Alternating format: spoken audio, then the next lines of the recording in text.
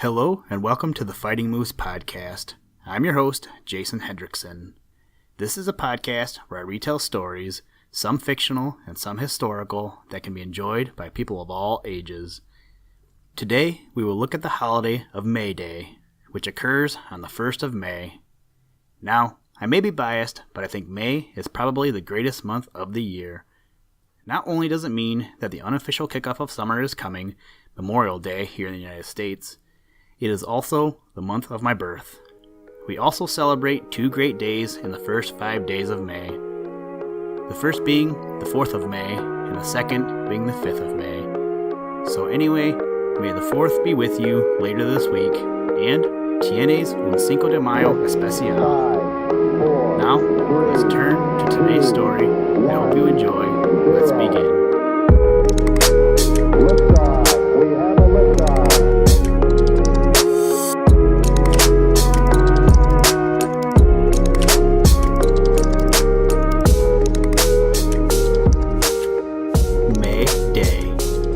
There is one month in the year that is more joyful than another. It is the month of May, the merry month of May, and it is not difficult to understand why it should be so. In Europe, it is the month when nature out of doors awakens into life, when leaves appear upon the trees, when flowers in profusion peep from among the grass, when the little birds in lane and woodland sing their sweetest. Nature is joyously astir, and in the sunshine of the open sky, all people, especially young people, find it good to be alive. That is the reason why May is the merry month. It is nature's holiday time, the time when she calls upon all folk who are weary of winter and rough weather to come out of their stuffy houses and enjoy themselves for a little in green places under the blue tent of the sky. It is the sun that brings all this new life and gladness as it goes higher in the heavens and shines brighter. So it happened that the ancient inhabitants of these islands, not knowing any better, held a great festival on the 1st of May to the praise and glory of the sun god. A relic of this worship lingered until recently in the Beltane fires that were lit on the high hills of Scotland and Ireland. It was the same with the old Romans. They had a goddess of flowers called Flora, and about the beginning of May they held a festival in her honor. The houses were decked with garlands, there was much feasting and dancing out of doors, and at these feasts the goddess herself was represented by a beautiful maiden crowned with flowers. There is a reason to think that some of our May Day customs were derived from these ancient peoples. In any case, it has always been a joyful day in England, especially in the ancient times before the Puritans abolished May-poles and merrymaking. Not only the citizens of London, but also the lords and ladies of the court used to go out to the woods around the city, it was a very much smaller city then, and gather hawthorn blossom. This they called going a-maying, and the flower of the hawthorn came to be called May blossom. It was brought into hamlet, town, and city with great rejoicing and to the sound of music.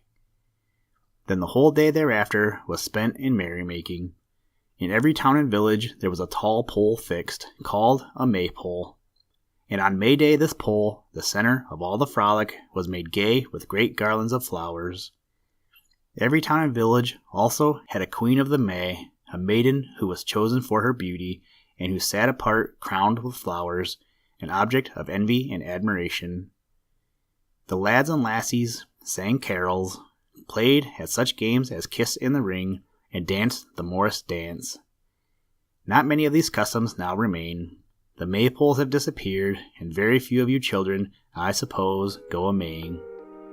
Do you not think that it is a mistake? I do. The workaday world is not such a mirthful place that we can afford to forget the cheery old customs, and there are surely many worse ways of spending a day than in dancing round a maypole.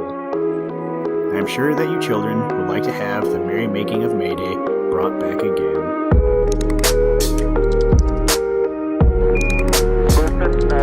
Tranquility Base here. The Eagle has landed.